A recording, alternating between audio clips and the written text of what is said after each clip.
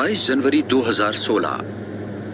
Phone बंद करते हुए एडमिरल राणा के मन में दो बातें आई। दोनों ही बातें उनके मन में उथल पुथल पैदा कर रही थी। वैसे एडमिरल राणा को क्षण भर में कई निर्णय एक साथ लेने की ट्रेनिंग मिली हुई थी। ऐसे निर्णय जो जान बचाने के लिए भयंकर विनाशकारी कार्य कर सकते थे। 7 साल, उन्हें बदला लेने में 7 साल लग गए।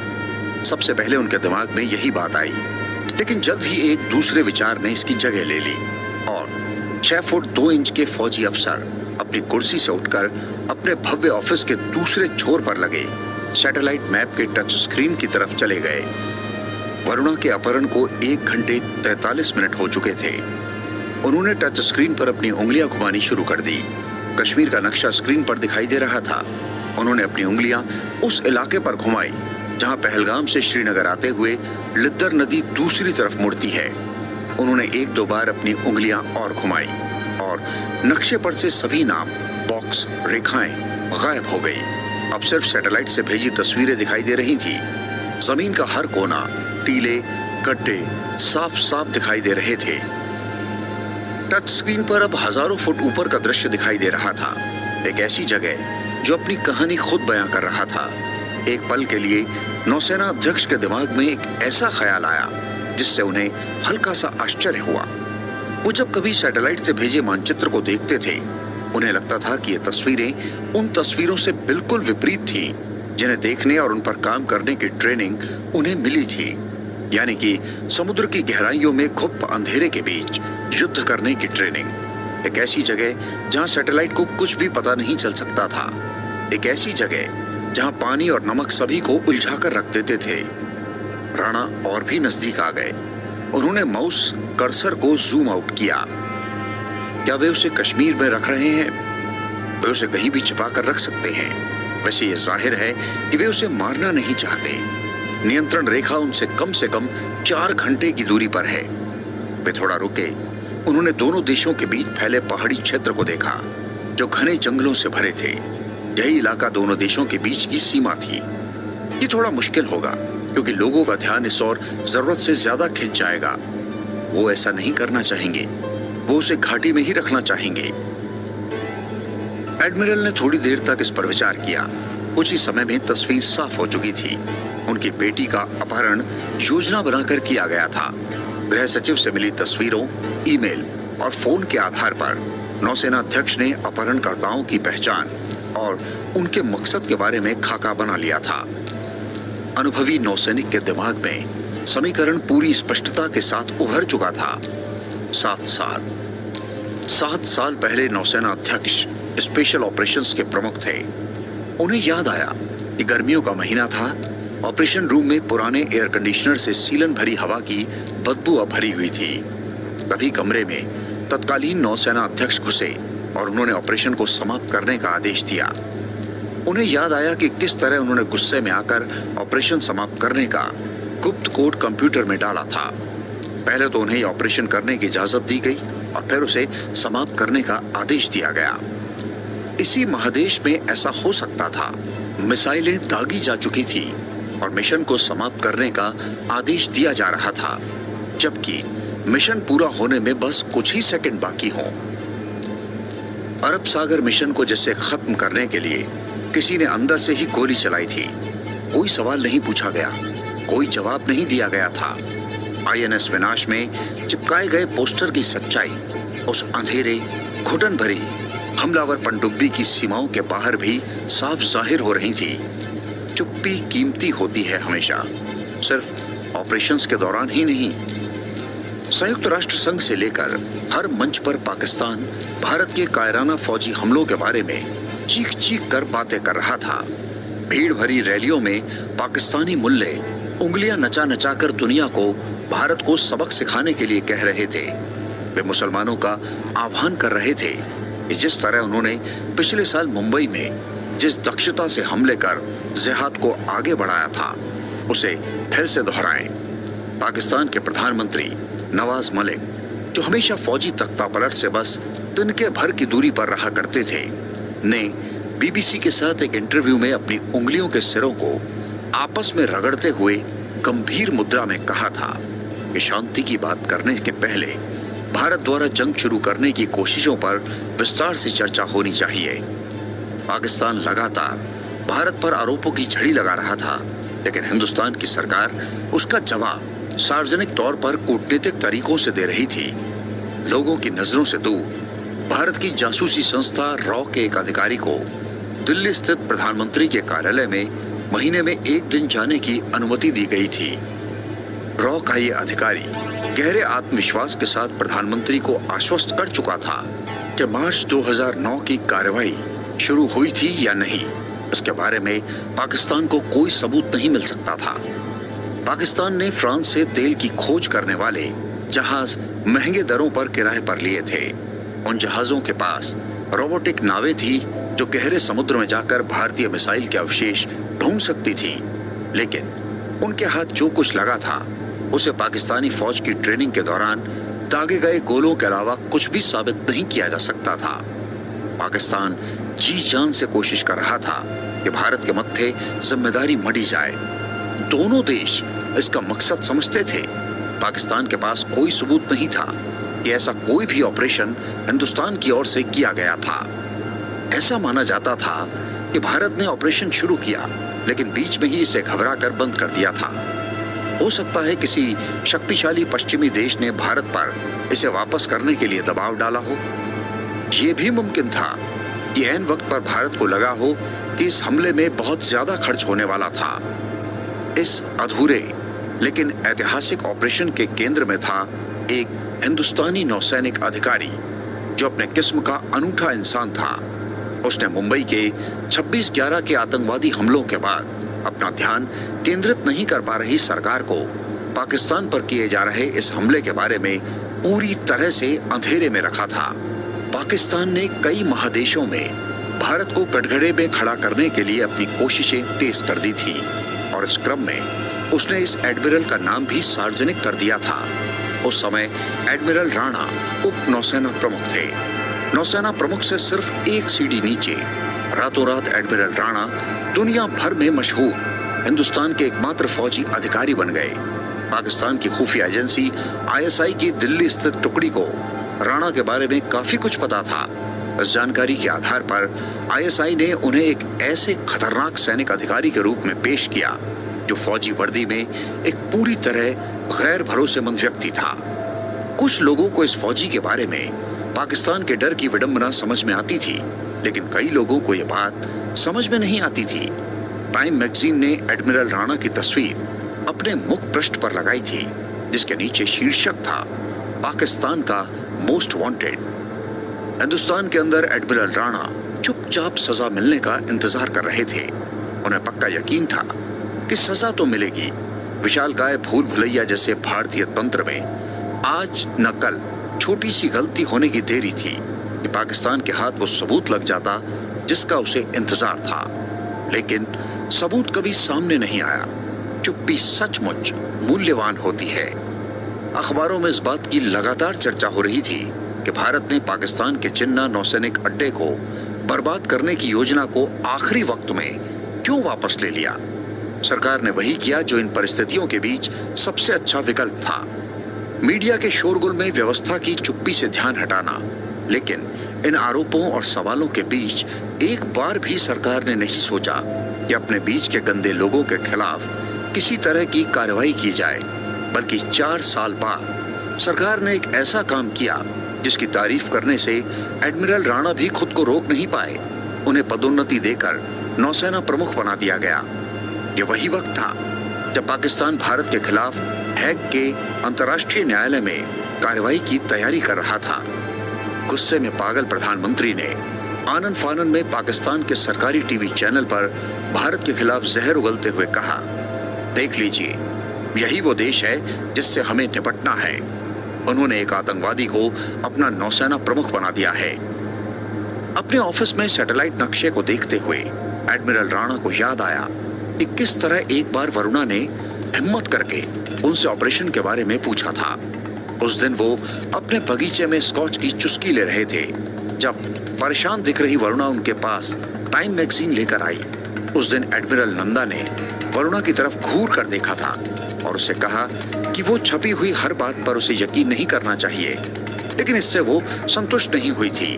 घर के अंदर जाती हुई उसने मुड़कर कहा था, पापा, आप अपनी बातें गुप्त रख सकते हैं, लेकिन इसमें कही गई बातें आप जैसी लगती हैं। वरुणा अपने पिता के द्वारा चारों तरफ खड़ी की गई गोपनीयता की दीवार को नापसंद करती थी।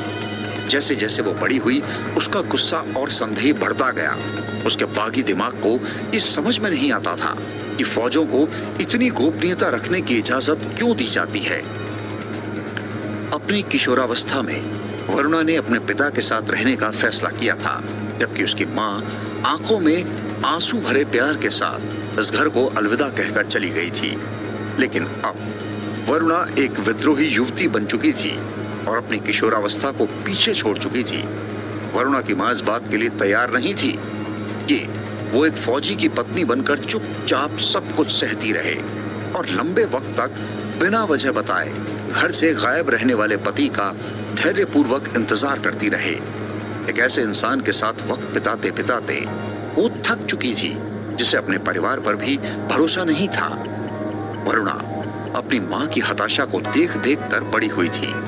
उसने पति का भरोसा जीतने की मां की कोशिश को देखा था, जो कभी ये मानने को तैयार नहीं थी कि फौज में गोपनीयता रखना लाजमी है।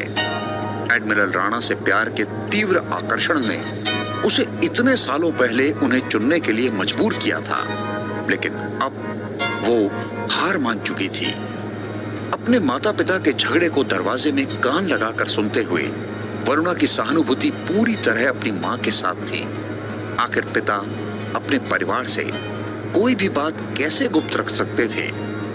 लेकिन आखिरकार जब उसकी मां ने घर छोड़कर जाने का फैसला किया तो वरुणा ने पिता के साथ रहने का निर्णय लिया। वो गुस्से में थी, स्तब्ध थी।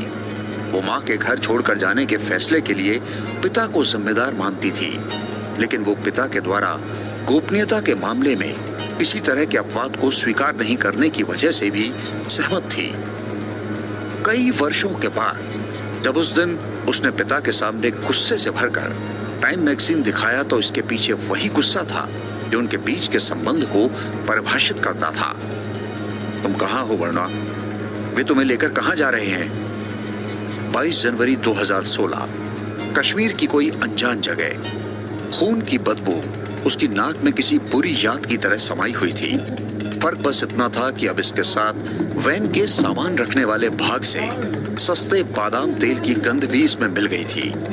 वरुणा दोनों अपहरणकर्ताओं के बीच बैठी हुई थी। सड़क के हर ऊबड़ खाबड़ मोड़ पर उसकी मितली बढ़ती चली जा रही थी, जिसे वो 2 घंटों से दबा कर बैठी थी। एक अपहरणकर्ता के मुंह से सस्ती चाय की बू आ रही थी, जो वरुणा के चेहरे को ढकी बोरी को छेद कर उसके नाक में घुस रही थी। ये उसकी परेशानी को और भी बढ़ा रही थी। गाड़ी के इंजन की आवाज अब एक स्थिर सी आवाज में बदल चुकी थी। दोनों अपहरणकर्ता आपस में धीमी आवाज में बातें कर रहे थे। वरुणा सोच रही थी कि उसे अपनी सीट पर थोड़ा इधर उधर खिसकने की इजाजत मिलता तो उसे थोड़ा आराम मिलता, लेकिन जरा सा भी हिलने डुलने पर उसकी बाईं तरफ बैठा आदमी उसके कंधों पर अपने हाथों की पकड़ और भी मजबूत कर लेता था। उसकी कलाइयों में दर्द हो रहा था क्योंकि उस पर बंधी रस्सी उसकी त्वचा को खरोंच रही थी। वे लोग लगातार बात कर रहे थे।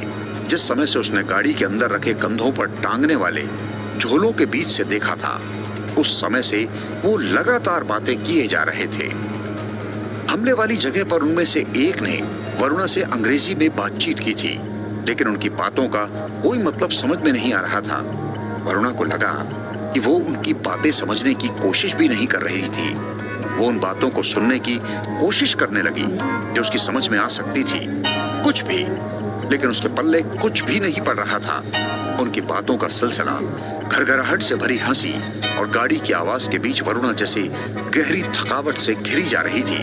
उसे लग रहा था कि वो सोने वाली है। थोड़ी देर सो लो इसी गाड़ी में, ठीक है? थकावट और घबराहट दोनों एक दूसरे को पैदा करने वाली वजहें, लेकिन शरीर की दृष्टि से दोनों की जरूरतें बिल्कुल अलग अलग। एक की जरूरत समर्पण, पलायन, दूसरे की जरूरत ठीक इससे विपरीत अपने मस्तिष्क की इन दो बिल्कुल विपरीत अवस्थाओं के बीच वरुणा को फिर से मितली आ रही थी। वो उल्टी को रोकने की पूरी कोशिश कर रही थी। उसने जोर से अपनी आंखें भींच ली और मितली के इस झोंके के गुजर जाने का इंतजार करने लगी। जब उसने अपनी आंखें खोली तो अंधेरा और भी घना होता लगा, ऐसा अंधेरा जो उसने पहले कभी नहीं देखा था। वरुणा को लगा कि वो सचमुच डर गई थी। जिंदगी में उसे शायद पहली बार ऐसे डर का एहसास हुआ था। उसकी गर्दन पर पसरी हुई ठंड उसे सुन्न बनाई जा रही थी। उसके कंधे पर नाखून धंसे हुए थे। उसने कुछ ही घंटे पहले अपने दो दोस्तों के शरीर को गोलियों से छलनी होते हुए देखा, जिसे देखकर घबराहट में उसे सुबकाई आ गई थी। अब वरुणा को डर से लकवा मार गया था। लेकिन जब उसने अपनी बंधी हुई कलाइयों पर ड्राइवर के सूखे खून के खुरदरेपन का अनुभव किया, तब उसे समझ में आया कि वो बिल्कुल अकेली थी। वैन धीमी होकर रुक गई। उसे लगा कि दोनों आदमी अब उठकर बैठ गए थे।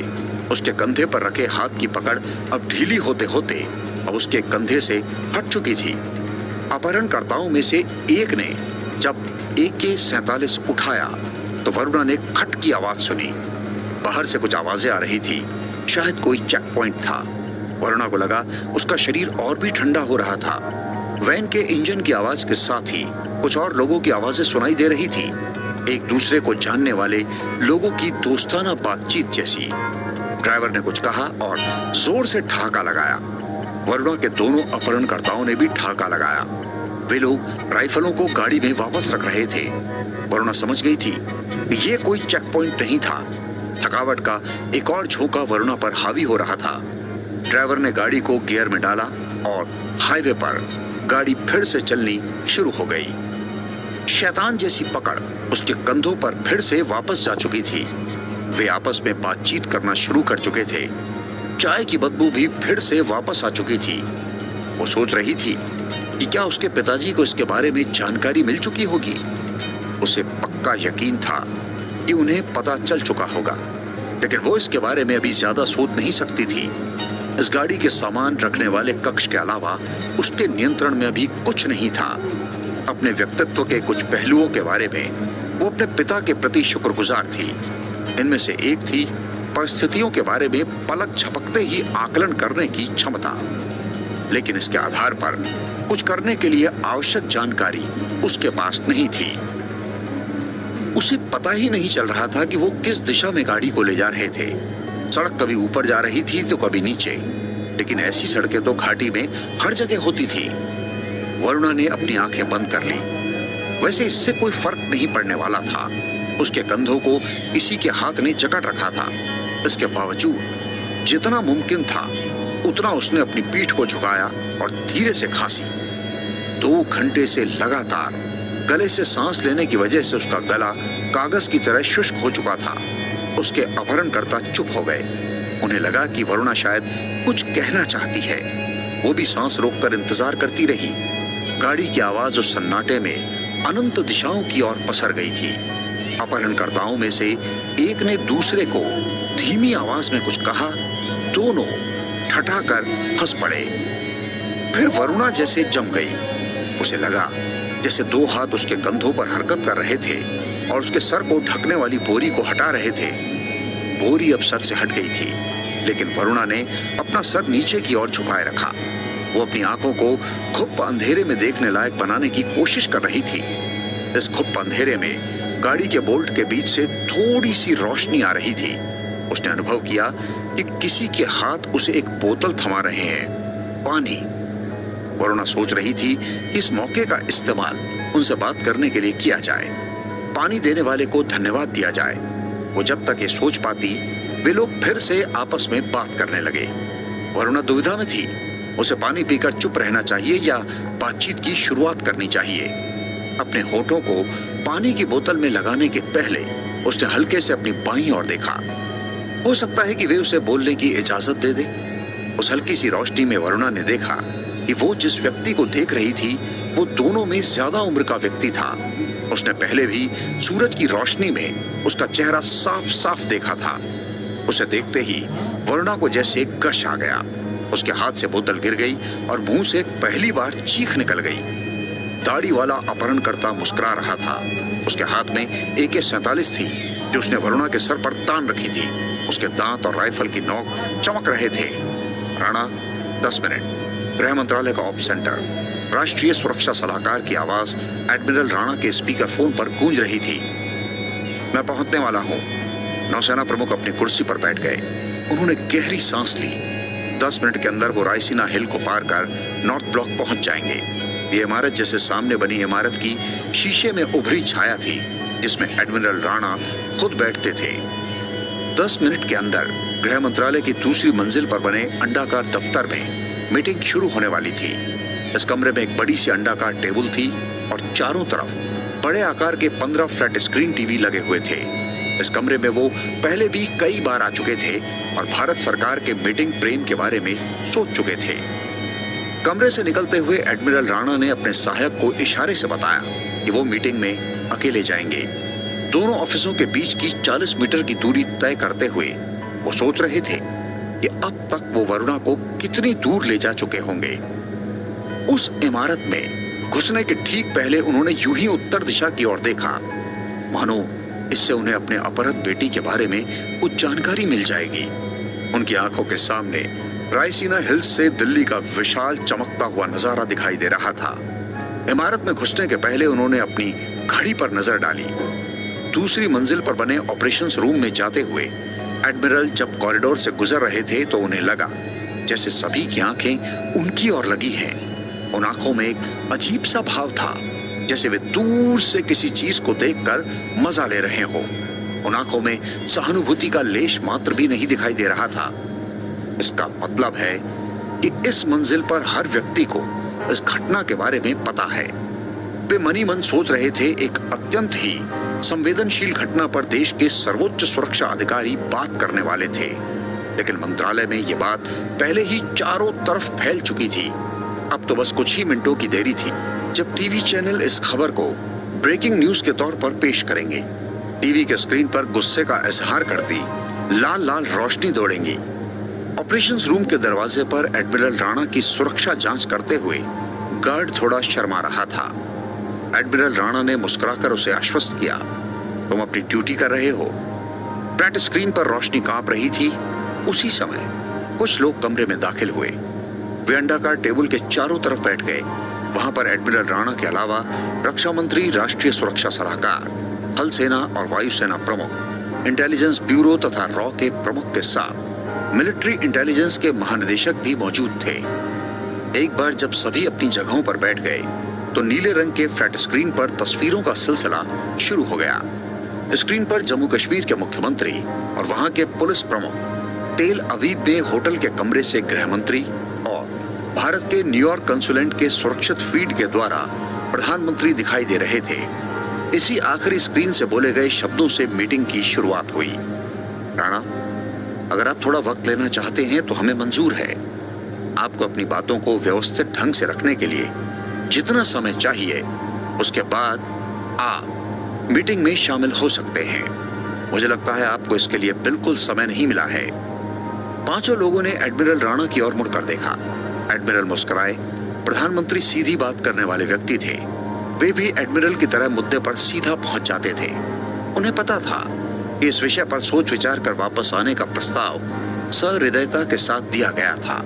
उन्हें यह भी मालूम था कि प्रधानमंत्री जानते हैं कि वो ये प्रस्ताव कतई स्वीकार नहीं करेंगे। इसकी कल्पना भी नहीं की जा सकती सर। हमारे पास एक पल भी खोने का वक्त नहीं है। प्रधानमंत्री थोड़ा रुके। उन्होंने एडमिरल को गौर से देखा। वे राणा से पहले भी अकेले मिल चुके थे और अच्छी तरह जानते थे, लेकिन देश की सुरक्षा व्यवस्था से जुड़े सर्वोच्च अधिकारियों के सामने वो ये जताना नहीं चाहते थे। ये कौन लोग हैं राणा? प्रधानमंत्री ने गूंजती हुई आवाज में पूछा, जैसे कमरे में सिर्फ दो लोग हों। सभी ने देखा कि प्रधानमंत्री स्थापित प्रोटोकॉल को तोड़कर बात कर रहे थे। ऐसी परिस्थितियों में सामान्य तौर पर प्रधानमंत्री राष्ट्रीय सुरक्षा सलाहकार से घटना के बारे में जानकारी मांगते हैं, न कि नौसेना अध्यक्ष से सीधे इस तरह सवाल करते हैं। ये कोई इत्तेफाक नहीं था। कई सालों से देखते देखते प्रधानमंत्री इस बात को पसंद करने लगे थे कि राणा को बहस मुबाहिसे में कोई रुचि नहीं थी। वो किसी भी सवाल का छोटे से छोटा जवाब दिया करते थे। दोनों खुफिया संगठनों के प्रमुख अपनी अपनी कुर्सियों पर बड़े असहज दिखाई दे रहे थे। उन्हें पता था कि प्रधानमंत्री अच्छी तरह समझते थे कि उन लोगों के पास इस सवाल का कोई जवाब नहीं था। अब तक न किसी की पहचान हो पाई है, न ही उनके मकसद का पता चल पाया है सर। लेकिन आप जानते ही हैं इसका ताल्लुक किस बात से है। लोगों ने प्रधानमंत्री की थोड़ी सी धुंधली तस्वीर की ओर देखा। ऑपरेशन जिन्ना। प्रधानमंत्री ने अपनी आवाज थोड़ी धीमी करते हुए कहा। उन्हें इस बात से कोई मतलब नहीं था कि दुनिया की कोई ताकत इस वीडियो फीड को हैक नहीं कर सकती थी, कम से कम हिंदुस्तान से बाहर की कोई ताकत। एडमिरल राणा ने हामी भरी। वे समझ नहीं पा रहे थे कि प्रधानमंत्री ने नाम लेकर उस ऑपरेशन के बारे में बात क्यों की थी। क्या हम ये पूरे यकीन के साथ कह सकते हैं? इंटेलिजेंस ब्यूरो के प्रमुख ने थोड़ा एहतियात बरतते हुए पूछा। उन्हें समझ में आ रहा था कि इस मामले में उन्हें किनारे कर दिया गया है। क्या उन्होंने संपर्क किया है? अगर उन्होंने संपर्क किया होता तो हम उसी बात से शुरू करते, प्रधानमंत्री ने खींचते हुए कहा। हम इंतजार नहीं कर सकते। हमें तुरंत पता करना होगा कि यह घटना कहां हुई है और इसमें कौन शामिल है। सर्च ऑपरेशन की कार्रवाई कहां तक आगे बढ़ी है? जम्मू और कश्मीर के पुलिस प्रमुख को बताने की जरूरत नहीं थी। यह सवाल उनके लिए था। दिन भर की घटनाओं से उनके शरीर पर पसीने की एक हल्की परत फैल चुकी थी। वो अपने वेबकैम के सामने झुककर बैठे हुए प्रधानमंत्री की बात समाप्त होने का इंतजार कर रहे थे। उन्हें अफसोस हो रहा था कि लोगों को बताने के लिए उनके पास कोई सूचना नहीं थी। पिछले 2 घंटों से जमीनी खोज जारी है सर। 25 किलोमीटर के दायरे में लोगों से पूछताछ चल रही है। अवंतीपुरा से 2 M-17 हेलीकॉप्टर कुछ ही मिनट पहले उड़ान भर चुके हैं। 1 घंटे के अंदर हमें कुछ और सूचनाएं मिलने वाली हैं। वायुसेना प्रमुख सोच रहे थे कि क्या इस समय सुरक्षा संस्थानों से जुड़े लोगों को यह बताना उचित होगा कि हेलीकॉप्टरों का इस्तेमाल इस समय बेकार है। हमारे हेलीकॉप्टर चालकों को पता ही नहीं होगा कि वे किसकी खोज में लगे हैं। इस वक्त उन्हें उड़ान पर भेजने का कोई मतलब नहीं होता। इससे अपहरणकर्ताओं का हौसला बढ़ जाएगा, क्योंकि हेलीकॉप्टर की आवाज 1 मील दूर से ही सुनाई देने लगती है। एडमिरल राणा ने कहा। वो अच्छी तरह समझ रहे थे कि यह बताना वायुसेना प्रमुख के अधिकार क्षेत्र में आता है, लेकिन अभी शिष्टाचार का वक्त नहीं था। हवाई खोज बंद कर दो। अभी हम केवल जमीनी खोज जारी रखेंगे। हमारे पास और सूचनाएं आएंगी, उसके बाद हम हेलीकॉप्टर भेजेंगे। प्रधानमंत्री ने आदेश दिया। हमें पहले उनके ठिकाने का पता लगाना होगा और यही हमारी प्राथमिकता है। इस बात की पूरी संभावना है कि वे लोग उसी इलाके के हैं। जम्मू कश्मीर पुलिस प्रमुख अब्दुल्ला ने वेबकैम के सामने धीमी आवाज में कहा। मुमकिन है कि बहुत जल्द हमें कुछ हाथ लगेगा सर। मैं इसके बारे में जानकारी मिलने का इंतजार कर रहा हूँ। मेरी सलाह है कि और जानकारी मिलने के बाद ही हम आगे इस्तेमाल के लिए संसाधनों के बारे में तय करें। जिस समय थोड़े से अव्यवस्थित दिख रहे पुलिस प्रमुख अपनी बात कह रहे थे, उसी समय वीडियो मॉनिटर पर लोगों में कुछ फुसफुसाहट सी सुनी। पुलिस प्रमुख ने आवाज की दिशा में अपना सर घुमाया। किसी के हाथ उन्हें एक पुर्जी थमा रहे थे। पुलिस प्रमुख ने चश्मा पहनकर कागज के पुर्जे को देखा। वो जैसे जम गए। ये क्या बला है? एडमिरल राणा ने पूछा। ये पूछते हुए उनके दिमाग में हजारों तरह की बातें घूम रही थी। वो अपनी कुर्सी छोड़कर खड़े हो गए और आगे झुककर स्क्रीन को अच्छे ढंग से देखने की कोशिश करने लगे। पुलिस प्रमुख ने कागज के उस टुकड़े को अपने कांपते हाथों से उठाया और वेबकैम के नजदीक ले आए ताकि लोग उसे ठीक से देख सकें। नहीं, ये फेसबुक के स्क्रीनशॉट का प्रिंटआउट था। 6 मिनट पहले की पोस्ट। लोगों को पल भर में समझ आ चुका था कि वो वरुणा की तस्वीर देख रहे थे। वो बेहोश थी। उसके हाथ और पैर बंधे हुए थे। उसके चेहरे को ढक दिया गया था। तस्वीर के नीचे उर्दू में 2 शब्दों का कैप्शन था। एडमिरल राणा उर्दू नहीं बोल सकते थे, लेकिन कांपती आवाज में अब्दुल्ला तब तक इसका अर्थ बताते, तब तक एडमिरल राणा उन दोनों शब्दों का मतलब समझ चुके थे। सीमा पार करने के बाद ऑपरेशंस रूम में केवल एक व्यक्ति को मोबाइल फोन रखने की इजाजत थी, राष्ट्रीय सुरक्षा सलाहकार। अब उनका फोन लगातार वाइब्रेट कर रहा था। जितनी बार फोन वाइब्रेट करता, वो फोन की ओर देखते और काट देते। जब तक मैं न कहूं प्रेस से कोई बात नहीं करेगा। प्रधानमंत्री की आवाज गूंज रही थी। इस मसले पर सबसे पहले मैं प्रेस से बात करूंगा, दूसरा कोई नहीं। उन्हें पता था कि सुरक्षा सलाहकार को पत्रकारों के फोन आ रहे थे। वो तस्वीर अब हर जगह दिखाई दे रही है। वरुणा के अपहरण की खबर को दबाकर रख पाना अब संभव नहीं, मानो किसी ने उन्हें आदेश दिया हो। ऑपरेशंस रूम में लगे 6 स्क्रीन एक साथ जगमगा उठे। सारे एक जैसे दिख रहे थे, क्योंकि हर स्क्रीन पर एक ही तस्वीर दिखाई दे रही थी, वही फेसबुक वाली तस्वीर जो अभी अभी सभी ने देखी थी। वरुणा बंधी हुई, मुंह में कपड़ा ठूसा हुआ, ठंडी। एडमिरल राणा अब भी खड़े थे। वो अपनी कुर्सी से उठकर एक स्क्रीन के पास पहुंच गए और उसे गौर से देखने लगे। क्या वरुणा घायल थी? उन्होंने उसे कैसे बेहोश किया? क्या उन्होंने इसके सर पर वार किया था? सर, हम अब भी यकीन से नहीं कह सकते कि यह सीमा पार का मामला है। हो सकता है कि यह हमें बरगलाने के लिए किया जा रहा है। टीवी स्क्रीन से प्रधानमंत्री के वीडियो फीड की ओर देखते हुए थल सेना प्रमुख ने कहा, झूठ बोलने की कोई वजह नहीं दिखाई देती जनरल। ये पाक अधिकृत कश्मीर है। ये अकेली तस्वीर नहीं है जिसे वे लोगों के सामने लाएंगे। हमें इस तरह की और तस्वीरों की उम्मीद करनी चाहिए। एडमिरल ने स्क्रीन से एक कदम पीछे हटते हुए कहा। इसी समय उन्होंने दूसरे स्क्रीनों पर भी नजर डाली कि शायद और कुछ जानकारी हासिल हो पाए। टीवी स्क्रीन का ऑडियो चालू था ताकि सभी लोग एंकर की बातें सुन सके। तुरंत ही एक ही सांस में एंकर द्वारा बोले जा रही बेतरतीब बातों से कमरा जैसे भर गया। हर स्क्रीन से वही पुराना जानी पहचानी आवाज आ रही थी। श्रीनगर और दिल्ली से चिंतित रिपोर्टर अपने कैमरे की ओर देखते हुए अपने माइक्रोफोन में चीख रहे थे। एडमिरल राणा उस दिन दूसरी बार मन ही मन कुछ बोले। देश के सबसे ताकतवर लोग न्यूज चैनल देखते हुए सचमुच उम्मीद कर रहे थे कि उन्हें कुछ नई जानकारी मिल जाएगी। प्रेस को अब तक पूरी जानकारी मिल चुकी थी। हम किसी तरह के भय का माहौल पैदा नहीं करना चाहते, लेकिन आपके टीवी स्क्रीन पर जो तस्वीर दिखाई दे रही है वो देश के नौसेना प्रमुख की बेटी है, वरुणा राणा। कुछ अनजान लोगों ने उसकी तस्वीर फेसबुक पर पोस्ट की है, जिससे लगता है कि उसका अपहरण हुआ है और उसे नियंत्रण रेखा के पार पीओके में ले जाया गया है। 20 सेकंड बाद 2 चैनलों ने उस जगह की गूगल अर्थ की तस्वीरें दिखानी शुरू कर दी जहां से वरुणा का अपहरण किया गया था। एक ही मिनट बाद एक दूसरे चैनल पर लिद्दर नदी के किनारे पड़ी शत विक्षत टैक्सी, खून के धब्बे वाले इसके भीतरी भाग और दोनों लड़कियों तथा ड्राइवर की लाश की तस्वीरें दिखाने लगे। तस्वीरों को इतना कम धुंधला किया गया था कि कल्पना को ज्यादा तकलीफ देने की जरूरत नहीं थी। अगर गृह मंत्रालय संवेदनशील, पल पल बदल रही सूचनाओं को गुप्त रखने में नाकामयाब था, तो जम्मू कश्मीर पुलिस से तस्वीरों को प्रेस की नजरों से दूर रख पाने की उम्मीद बेमानी थी। अपने सीट पर बैठते हुए एडमिरल राणा यही सोच रहे थे। महानुभाव, अब ये बात साफ हो चुकी है कि ये कोई गुप्त ऑपरेशन नहीं रह गया है। हमें अब वैसी कोई सुविधा प्राप्त नहीं है जिसके बारे में हम सोच रहे थे, एडमिरल ने कहा। उनकी बातों का वहां उपस्थित लोगों पर धीरे धीरे असर हुआ और सभी बिल्कुल चुप हो गए। यहाँ तक कि प्रधानमंत्री भी हक्के बक्के से दिखाई दे रहे थे। वो भी चुप थे, होकर बस देख रहे थे।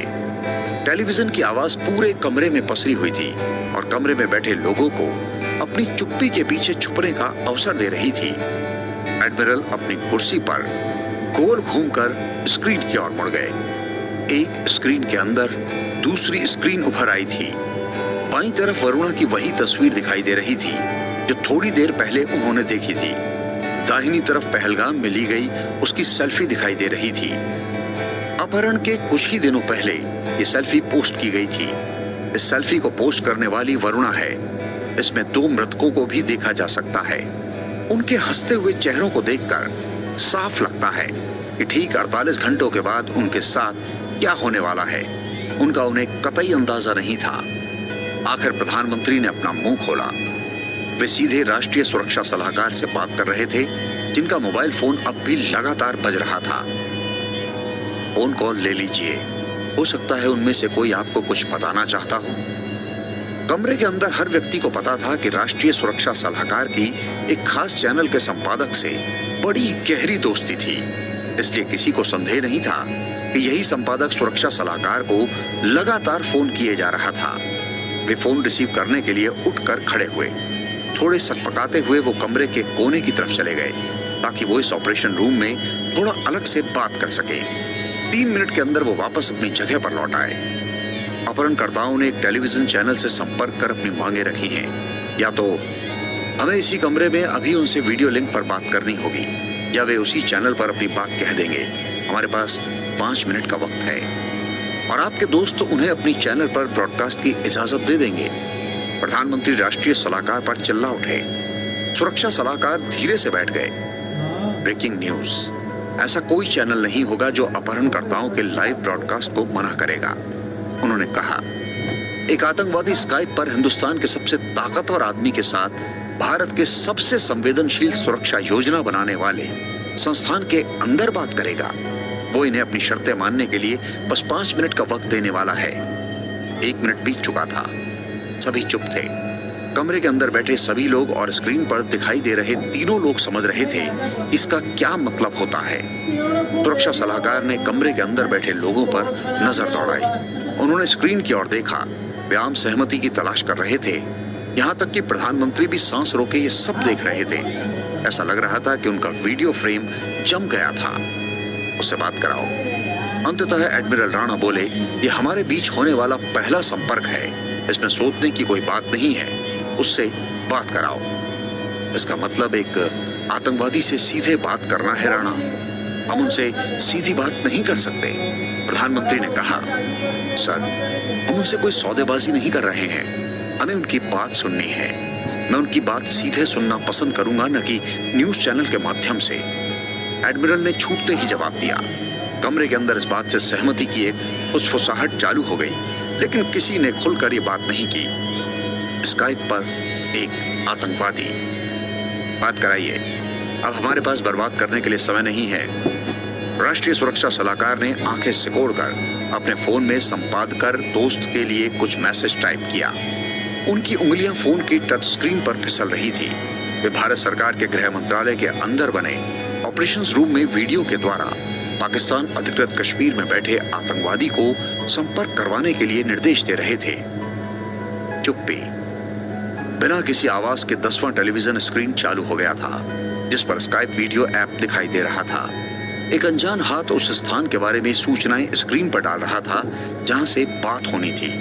पीछे स्काइप कॉल के पहले बजने वाली धुन चल रही थी, जिसका मधुर उत्साहवर्धक सुर परिस्थितियों से मेल नहीं खा रहा था। इस धुन का लोगों पर डरावना असर पड़ रहा था। किसी अदृश्य बाहरी कंट्रोल स्टेशन के ऑपरेटर ने कॉल ली। बफर दिखाने वाली घड़ी 1-2 बार चली और उसके बाद स्क्रीन पर एक बड़ी सी धुंधली तस्वीर उभर गई। अब बात शुरू होने वाली थी।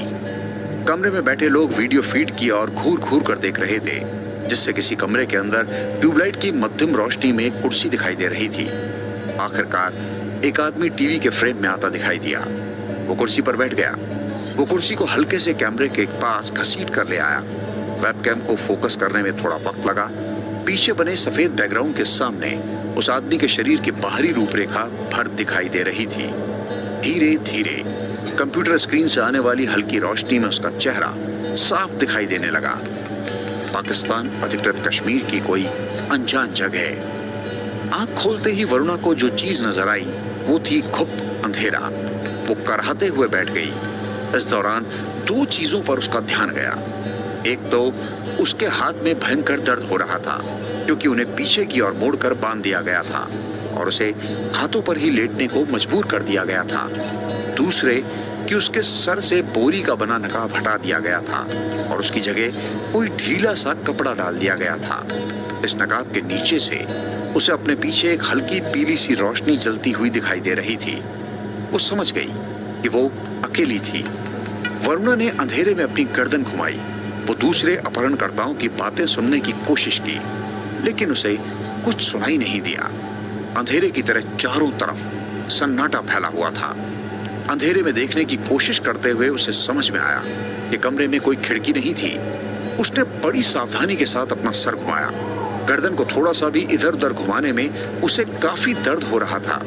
जब उसने अपना सर घुमाया तो रोशनी तेज होती हुई दिखाई दी। अब उसने अपने पूरे शरीर को घुमाने की कोशिश शुरू की तो उसे अपने पीछे का दृश्य दिखाई दिया। मोमबत्ती। वरुणा डर से जम गई। मोमबत्ती के बगल में कौन सी चीज थी? कोई व्यक्ति उकड़ू होकर बैठा था। उसकी छाया मध्यम रोशनी में नाच रही थी। उसने एक दो बार अपनी आंखें मींची ताकि नींद का असर थोड़ा कम हो जाए। अब उस व्यक्ति की छाया साफ दिखाई दे रही थी। उसके मुंह में अब भी कपड़ा ठूसा हुआ था। वरुणा धीमी आवाज में करहा कर मदद मांगने लगी। उसका सर छत की ओर था और वो नकाब के बीच के छेद से देख पा रही थी। सामने दिखाई देने वाली छाया बिल्कुल हिलडुल नहीं रही थी, न ही उससे कोई आवाज आ रही थी। वो उस जगह अपने घुटनों पर चुपचाप बैठा हुआ था। वरुणा मोमबत्ती की हल्की रोशनी में और भी कुछ देखने की कोशिश करने लगी। उसके पांव अब भी तार से बंधे हुए थे। उसने इस दौरान अपना शरीर कुछ ज्यादा ही मोड़ लिया। उसे सहारा देने के लिए हाथ भी बंधे थे और इस वजह से वो औंधे मुंह गिर गई। उसके चेहरे पर फर्श से चोट लगी। उसके मुंह में खून भर गया। वो सुबकने लगी क्योंकि उसका दम घुट रहा था। बड़बड़ाते हुए उसने अपने घुटनों को छाती तक सिकोड़ लिया और सावधानी से बैठ गई। उसका चेहरा पसीने और खून से लथपथ था। वो जैसे पागलपन के कगार पर थी। उसने एक बार फिर धीरे से अपना पांव ऊपर उठाया। गिरने और फिर से उठने की कोशिश में वो मोमबत्ती के नजदीक पहुंच चुकी थी। उसे मोमबत्ती की लौ और इंसान की छाया अब सामने दिखाई दे रही थी, कुछ फुट नजदीक। और तभी उस दमघोटू कमरे में उसका खून ठंडा पड़ गया। हल्की रोशनी में वरुणा ने देखा कि वो छाया हिजाब पहनी एक बूढ़ी औरत की छाया थी। उसका सर झुका हुआ था। उम्र की वजह से चेहरा बिगड़ सा गया था। वो वरुणा को लगातार घूरे जा रही थी, बिना पलक झपकाए, चुपचाप घुप अंधेरे को चीरती हुई। लेकिन वरुणा के रोए खड़े होने की दूसरी ही वजह थी। औरत मुस्कुरा रही थी। गृह मंत्रालय का ऑपरेशन रूम, आपकी सुरक्षा व्यवस्था के केंद्र में एक आतंकवादी। स्काइप स्क्रीन के बीच से गूंजती हुई आवाज सुनाई दी। इसके आखिरी कुछ शब्दों को जानबूझकर मजाक उड़ाने के लहजे में खींचकर बोला गया था। आपके चेहरों को देखकर मैं अंदाजा लगा रहा हूं कि पहले ऐसा कभी नहीं हुआ। अब तक गृह मंत्री की इजराइल से आने वाली वीडियो फीड में चुप थे। उन्होंने अब बोलना शुरू कर दिया। प्रधानमंत्री महोदय, मुझे नहीं लगता कि इस अवसर पर आपकी उपस्थिति उचित होगी। हम लोग इस मामले को देख लेंगे और आपको जानकारी देते रहेंगे। जब तक मैं नहीं कहूंगा, प्रधानमंत्री यहां से कहीं नहीं जाएंगे। वीडियो से आती आवाज ने कहा। आवाज कमरे में गूंज रही थी। राष्ट्रीय सुरक्षा सलाहकार अब भी अपने फोन पर आंखें गड़ाए हुए थे।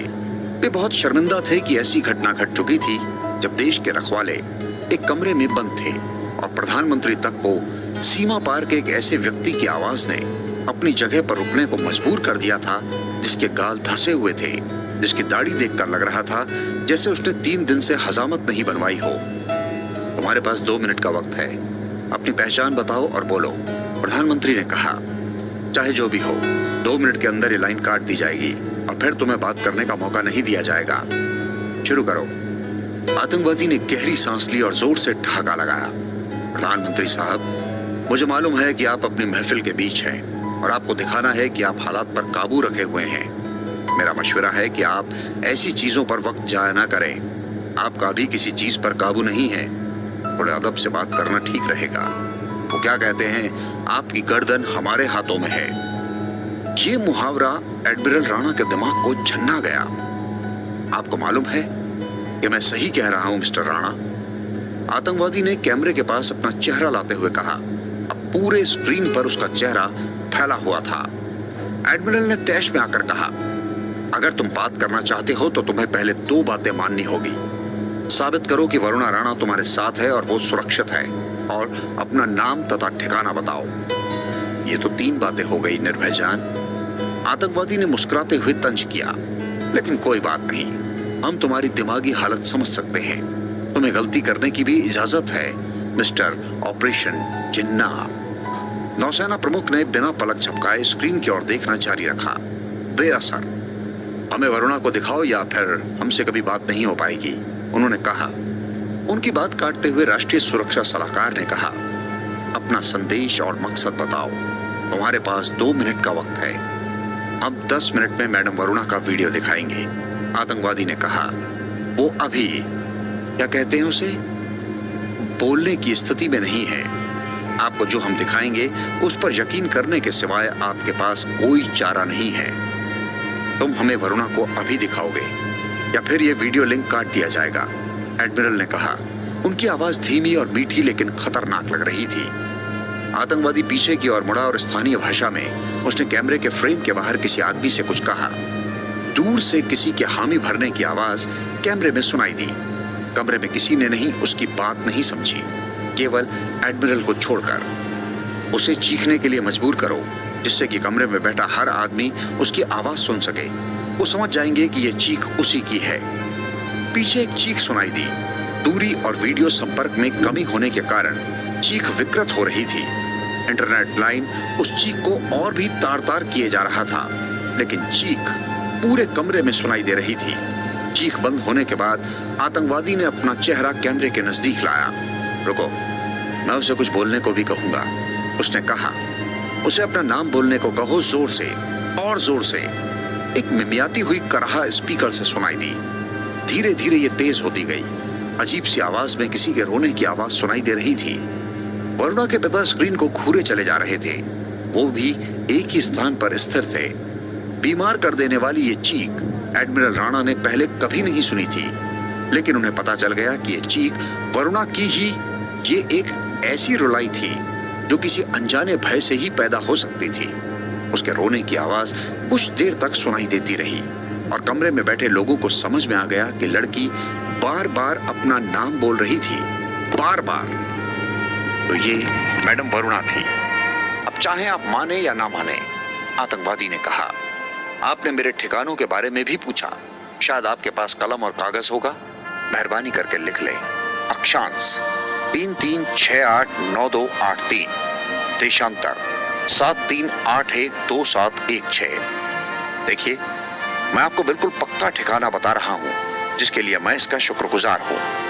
ये कहते हुए आतंकवादी ने एक स्मार्टफोन कैमरे के सामने कर दिया। नौसेना प्रमुख ने अपने दिमाग में जल्दी से हिसाब लगाया। दिल्ली से इस जगह की सीधी हवाई दूरी करीब 650 किलोमीटर थी, ठीक पाकिस्तान अधिकृत कश्मीर के बीचों बीच। बाद में वे सही जानकारी के लिए एक सैटेलाइट नक्शे को भी देखने वाले थे, लेकिन सालों तक नक्शों का अध्ययन करते करते उन्हें यह बात तुरंत समझ में आ गई। ये जगह उस इलाके की सबसे खतरनाक जगहों में से एक थी। पुंछ सेक्टर के सामने नियंत्रण रेखा के ठीक उस पार इस जगह से इतने घुसपैठिए हिंदुस्तान में आते थे कि इसे घुसपैठियों का हाईवे कहा जाता था। तुम्हें क्या चाहिए? प्रधानमंत्री ने गरजते हुए पूछा। उन्होंने अपने चेहरे के सामने उंगलियों को फंसा कर रखा हुआ था। उसके चेहरे पर एक तनावपूर्ण अभिव्यक्ति दिखाई दे रही थी। इतनी भी क्या जल्दी है प्रधानमंत्री साहब? अभी तो हमारे पास वक्त है ना? ये कॉल 40 सेकंड के अंदर समाप्त होने वाली है, प्रधानमंत्री ने तीखे लहजे में कहा। मानकर चलो कि तुम्हें इन लोगों से बात करने का यह मौका दोबारा नहीं मिलने वाला है। मैं जब चाहूंगा आपसे बात करने का मौका मुझे मिलेगा। यह हमारी पहली मांग है, चेहरे ने कहा। वो धीमी आवाज में बोल रहा था, लेकिन उसकी आवाज और भी खतरनाक लग रही थी। मैं इसी स्काइप अकाउंट से बात करूंगा। मुझे इसकी परवाह नहीं कि कॉल कौन लेता है, लेकिन इतना जरूर होना चाहिए कि कॉल पर दूसरी ओर आप हो, साथ में मिस्टर निर्भय तो होने ही चाहिए। वो थोड़ा ठहरा और फिर उसने बोलना शुरू किया। मैं जानता हूं आप क्या सोच रहे हैं निर्भय साहब, और आप बिल्कुल ठीक सोच रहे हैं। स्क्रीन को देखते हुए नौसेना प्रमुख की हड्डियों के बीच से एक सिहरन गुजर गई। उन्हें पता था कि स्क्रीन पर दिखाई दे रहा चेहरा क्या सोच रहा था। चेहरे को पता था कि एडमिरल राणा क्या सोच रहे थे। स्क्रीन पर दिखाई दे रहा चेहरा हंसा। मुझे अताउल्लाह के नाम से जानते हैं। उसकी आवाज मजाकिया लहजे में ऊंची नीची हो रही थी। और हम पहले भी मिल चुके हैं। कमरे में हर आदमी अब राणा की ओर देख रहा था। उस दिन पहली बार उसके चेहरे पर जैसे हवाइयां उड़ रही थी। स्क्रीन पर दिखाई दे रही मुस्कुराहट और भी चौड़ी हो गई थी कि तभी स्क्रीन के ऊपर अंधेरा छा गया। कमरे में सन्नाटा छा गया। प्रधानमंत्री ने बोलना शुरू किया। कमरे से सभी लोग बाहर चले जाएं, उन्होंने कहा। उनकी आवाज गुस्से में थोड़ा धीमी हो गई थी। राणा, आप रुकिए। ऑपरेशंस रूम अब खाली हो चुका था। जिन लोगों को इलेक्ट्रॉनिक उपकरणों में गोपनीयता बरतने के लिए इंक्रिप्शन की जिम्मेदारी दी गई थी, वो भी कमरे से बाहर चले गए। अब कमरे में केवल नौसेना प्रमुख बचे थे जो टीवी स्क्रीन की ओर देख रहे थे। केवल एक स्क्रीन चालू था जिस पर प्रधानमंत्री की तस्वीर साफ दिखाई दे रही थी। वे तमतमाए हुए से दिख रहे थे। उनकी गहरी सांसों की आवाज सुनाई पड़ रही थी। तुमने उसे जिंदा छोड़ दिया था? प्रधानमंत्री की आवाज तेज हो रही थी। तुमने देश को खतरे में डाल दिया। तुमने एक मिशन चलाया जो मेरी नजरों में ठीक था और इसीलिए मैंने तुम्हें इसकी इजाजत दी थी। और तुमने राणा, तुमने मुझे यह नहीं बताया कि तुमने अपना काम पूरा नहीं किया। एडमिरल की आंखें स्क्रीन पर जमी हुई थी। वो एकटक उधर ही देख रहे थे। वो उस समय एक किशोर वय का लड़का था। उसकी उम्र 13 के आसपास की रही होगी। ठीक है, लेकिन आज उसकी उम्र 20 की हो रही है और उसके कब्जे में तुम्हारी बेटी है। प्रधानमंत्री ने गुस्से में कहा। राणा कुछ नहीं बोले। मैंने निजी तौर पर इस मिशन की इजाजत दी थी राणा। तुमने खुद मुझे यकीन दिलाया था कि ऐसा करना ठीक था। प्रधानमंत्री अपने दांतों को भींच कर बोले जा रहे थे। मिशन कामयाब रहा था सर। हमारी ओर से किसी की मौत नहीं हुई और हमने उसे मार गिराया जिसे हम मारना चाहते थे। तुम वहां खड़े होकर मुझे बता रहे हो कि तुम्हें जिसे मारने की जरूरत थी उसे तुमने मार गिराया। प्रधानमंत्री अपना धैर्य खोते जा रहे थे। उनके चेहरे पर फिर से तनाव दिखाई दे रहा था। वो जिस आदमी से बात कर रहे थे उसके चेहरे पर दिखाई देने वाली शांति उनकी समझ से बाहर थी। वो बच्चा था सर, हम उसे नहीं मार सकते थे। प्रधानमंत्री थोड़ा ठहरे। उन्हें एडमिरल के चेहरे पर दिख रहे शांत भाव से चिढ़ हो रही थी। वे अपने गुस्से पर थोड़ा नियंत्रण पाने की कोशिश कर रहे थे। वैसे एडमिरल राणा की इसी खासियत के आधार पर प्रधानमंत्री ने उन्हें 7 साल पहले दुश्मन के इलाके में जाकर देश के सबसे गुप्त मिशन का नेतृत्व करने की इजाजत दी थी। आज वही खासियत उन्हें गुस्सा दिला रही थी। उनका वश चलता तो वो स्क्रीन से बाहर निकलकर बेहतरीन पोशाक में जम रहे एडमिरल को घूंसा जमा देते। लेकिन अब तो वो बच्चा नहीं है ना राणा। तुमने अपना मिशन पूरा नहीं किया था और तुमने मुझे बताया तक नहीं। और तुमने जो काम अधूरा छोड़ दिया उसकी वजह से आज हमारा एक आदमी उनके कब्जे में है। नौसेना प्रमुख ने गहरी सांस ली। पहली बार वो स्क्रीन से दूसरी तरफ देख रहे थे। आप बिल्कुल सही फरमा रहे हैं सर। ये कोई राष्ट्रीय संकट नहीं है। उसके कब्जे में केवल मेरी बेटी है और कोई भी नहीं। प्रधानमंत्री को एक बार फिर गुस्सा आ रहा था। मेरी बात गौर से सुनो राणा, क्योंकि मैं इसे दोहराऊंगा नहीं, वरना तुम्हारी बेटी होगी। प्रधानमंत्री अपनी सबसे मधुर आवाज यानी सबसे खतरनाक स्वर में बोल रहे थे। लेकिन तुम्हारे प्रधानमंत्री के लिए वो हिंदुस्तान की एक नागरिक है। गांठ बांध लो कि तुम ये बात कभी नहीं भूलोगे। अगर वीडियो पसंद आया है तो लाइक करें, सब्सक्राइब करें और बेल आइकन को दबाना बिल्कुल ना भूलें।